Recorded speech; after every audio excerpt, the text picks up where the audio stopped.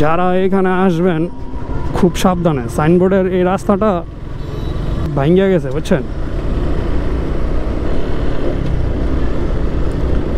রাস্তাটা বৃষ্টির কারণে ভাঙ্গিয়া গেছে, রাত্রে অনেক অসুবিধা হয়। বাইকার ভাইদের দৃষ্টি আকর্ষণ করে বলতাছি, সাইনবোর্ডে আসার সময় একটু সাবধানে আসবেন। ওই ভাঙা জায়গাটার মধ্যে কিন্তু বিপদে পড়ে যাবেন। আমাদের সাইনবোর্ড এরিয়া, আগে যেই জ্যাম লাগতো এইখানে ভাই, ইউ টার্নটা আপনার অনেক দূরে নিয়ে দিছে, এর কারণে আপনার এখন আর জ্যাম লাগে না।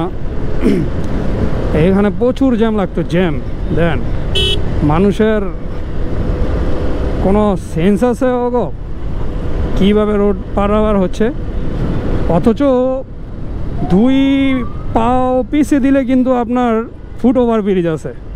দেখেন অবস্থা দেখছেন মহিলাদের, অথচ 2 পাও পিছিয়ে দিলে কিন্তু ফুট ওভার ব্রিজ আছে।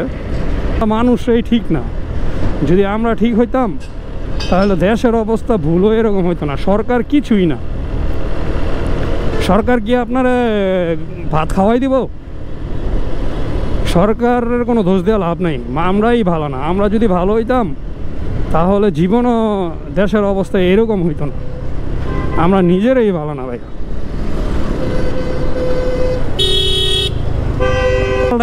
দেশ ঠিক হইব এটা ভুল ধারণা, এটা আপনি কল্পনা করেন না, ঠিক আছে? সরকারের সাথে দেশের কি সম্পর্ক? সরকার আপনারা অর্থনৈতিকের দিকটা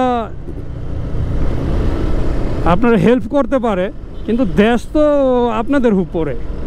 আপনারা এই যদি ঠিক মতন দেশ না চালাইতে পারেন